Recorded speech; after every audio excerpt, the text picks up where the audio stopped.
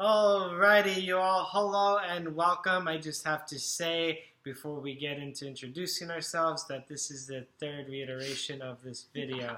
So for those That's of you true. who obviously, which is all of you who do not know, that Christina and I were actually in the midst of our power struggle while talking about the power struggle. That's right. So, what can be better? what can be better? I am Joshua Macias and this is my lovely wife.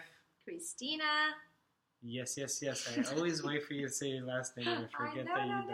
don't. Okay, so we are on chapter 5, the power struggle, as I said in the book, Getting the Love You Want with Harville Hendrix. And we've been studying it for 5 weeks now. We're really excited. I finally pronounced his name right, so I'm very proud of myself.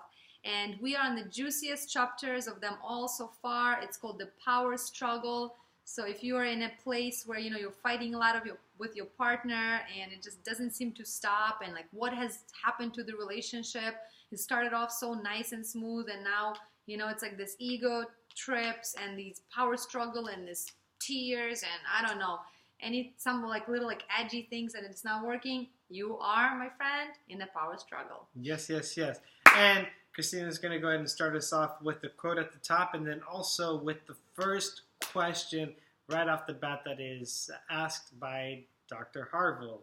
So the quote is, "I can't live either without you or with you," by Ovid. And then go ahead. What is... And when does a romantic love end and power struggle begin? This is such a great question for all of those who are in a relationship. And it doesn't always even have to start off smooth sailing, because I know that I've in the past been in relationships where they didn't start off that way, and I still try to make them work. Some weird reason why, I don't know. But they really just being honest with myself and being honest with you all as well as my wife, with the struggle that's actually there that we continue to have in relationships. Mm-hmm. And as per the author, he starts off by saying that, oh my gosh, I just blanked on my thought. I think it's important to say that most people do not actually come out of the power struggle. And that's why it's so painful. It's such a painful thing because a lot of times, we meet. But I super blanked out on what I was saying. So like we meet up, with somebody who might be the love of our life or just a great guy, a great girl. And then like, you think there's a future and everything's going well. And then like a few months into it or a few years into it, it just like seems to like never stop. The arguments never stop. The bickering never stops, or like this like annoying energy, and unfortunately what Harville suggests is that actually most couples never come out of the power struggle. 95% of the couples actually either learn how to somehow navigate and survive it in a way where it's just like not really satisfying. It's kind of like bargaining, surviving it, or actually the pain of all of these like back and forth gets so deep and so uncomfortable that we decide to leave the relationship. Yeah, and one thing I do want to say, just in terms of being surviving. Yeah. Because it's hard to say. It's like, how do I know I'm surviving? So just like really start to become authentic with yourself.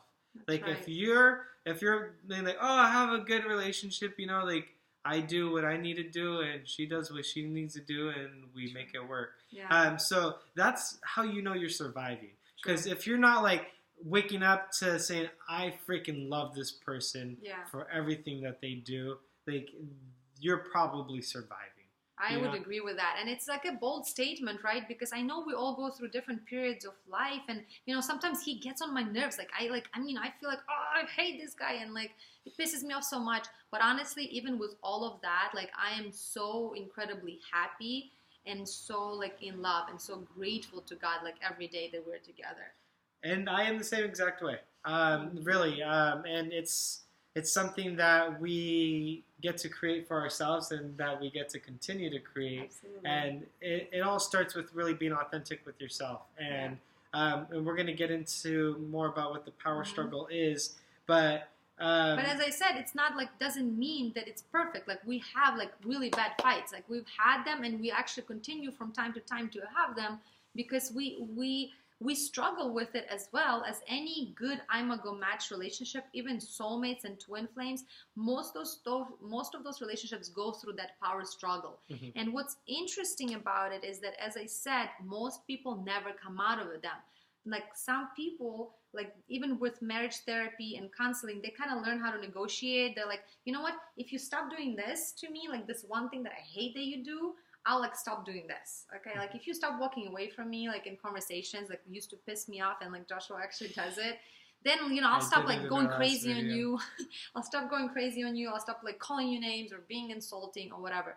And that's just like, if I do this, you do this. It's like this negotiation, survival. Another way to survive is like, okay, you know what, I have a kid, I'm just gonna spend all this time with my kid. Or you know what, I have a lot of girlfriends, I'm gonna hang out with my girls, I'm gonna go to the gym. Or I have like an amazing job and I'm just gonna like spend all my time in my work. Now, does the relationship work? It sort of still works. You come home, you cook the food, you split the bills, you can live like this all life long, right? And there's nothing wrong if that's your choice. You can have that relationship and it could last, right? But it's not the kind of relationship we're about. It's not the kind of relationship that is possible for you. Because what's possible is a conscious relationship. It's a conscious partnership that's deeply satisfying. It's intimate. It's loving. It's rich. It's like heaven on earth, truly. Absolutely. Yeah, I mean, in really... But for that, you have to go through the power struggle first. Yeah, and it's not... It's also just being able to distinguish it. I mean, because the power struggle is something that I feel will... this is my personal opinion. I feel like the power struggle will always be there until you finally start to heal those childhood wounds through your relationship. Or through your caretakers is one of the things that they suggest as well. Like it can happen either way, whether it happens with your caretakers in particular or with your relationship, that those childhood wounds are healed. Right. And it's constant work and being aware of. And like really, like this last video, I was super triggered about how Christina was, and like I was super checked out and just like... Yeah, this is like a third try, and the first time like I did something, or like I told him, don't do this. She stopped the video when I was enjoying what we were doing. And, he got triggered. And anyway, it's fine. It's part of life. We're okay. We're humans. We're going to get upset. But the thing to realize, though, I'm going to stop you. Yeah. The thing to realize is that it does happen. And absolutely. It's actually what starts a lot of these arguments, these ways of being where we're just like, I just can't be with this person because this person is so this way. They're so angry. Like for me, Christina accuses me, because I do, of withdrawing, and I withdraw because she annoys me sometimes, and it goes back and forth, and then it's like the first stage, and then I'll start to withdraw more, and then she'll start to want more. And it just becomes control, and it's a snowball effect. Yeah, it really starts is. with something, and then it creates this core scene in the relationship, which you can say recurring dialogue. You can say just a repeated fight. You can use whatever words you want to describe it, but it's pretty much, we've been here before. Like we've been here. He does this, I do this, and it just keeps on happening. And it's really points to something. It's not something that you're like destined to live with for the rest of your life. Like there is a way to transform it, and that's why we're grateful and happy we found this book, because we get to really transform it. So okay, got it. So I mean, what's interesting is also it says that in the beginning, it's you almost like it feels like your partner has changed. So that's like the first clue. When you kind of with your partner a few months into it, you're like, oh my God, they're like my dream guy. It's like I always wanted everything smooth. You're in love, everything's good, and then ooh yeah, baby, and then they just like something. You start noticing like they're kind of selfish, or they're kind of like inconsiderate, or they're kind of cruel, or whatever it is that your partner might be noticing. And that's how this power struggle starts setting in. You start noticing the negative traits of your partner as much as you haven't, like the positive. And then you start shifting the focus from meeting your partner's needs. Because remember, in the very beginning of the relationship, it's all about oh my God, like let me be the best version of myself. Let me like meet their needs, nurture him, like love him. Like and I'm independent and I'm going to give you space and like whatever. But then once there is already a security in the relationship, and he says this power struggle usually starts when there is a true commitment. So whether you get engaged or you get married, or maybe you just even have a conversation, okay, we're in this for a long haul, then those things start emerging. Yes. Right? Yeah. And I mean, guys, you guys really have to read this chapter, and definitely let's start a conversation, because there's so much that can come up from this chapter. I mean, there's so much that you said right now that I'm just like different things I want to say about it, but there's even one of the denial thing. Well, yeah, I mean that's a stage. One of the stage when it comes to the stages. Well, I wanted to get into like with the sister and like the denied parts of herself. Sure. That was Yeah, so really there's definitely this part, and maybe I think you can speak up on it, because I'm like starting to do my breaking thing again. No worries. Yeah, so it's interesting because when we start accusing a partner in something, it starts subtle and then it becomes like a full-on story. Like, you know, he's selfish. Like, you are so freaking selfish, Joshua. Like, what you do is selfish. And when I become like very clear and loud in my mind about how he's being, the book suggests that we need to check ourselves, because it's a lot of times it's a projection.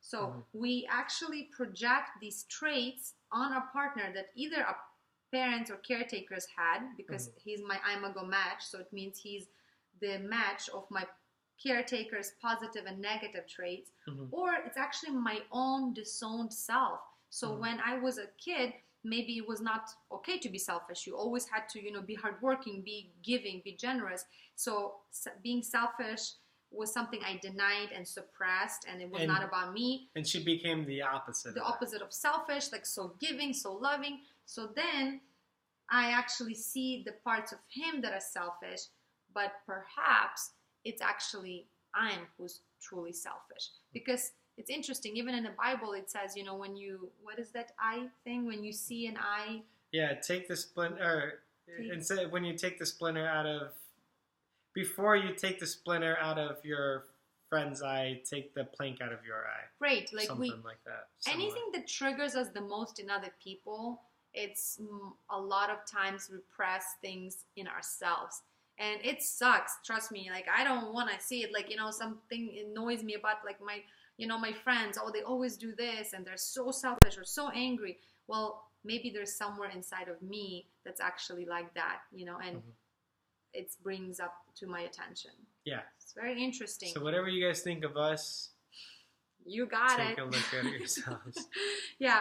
But anyway, so that's pretty much it. The power struggle, it seems like a dark, daunting thing that causes people a lot of pain.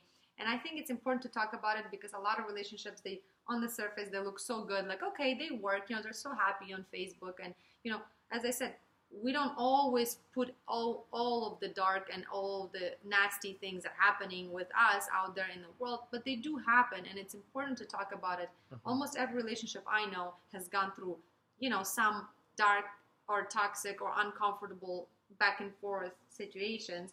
Yeah. And there's a way out, you know, and it's important. Yeah, and I mean, and honestly, is this a good area to end? Or is it, okay, I think so. Okay, well, before we do, because I'm about to say before we end,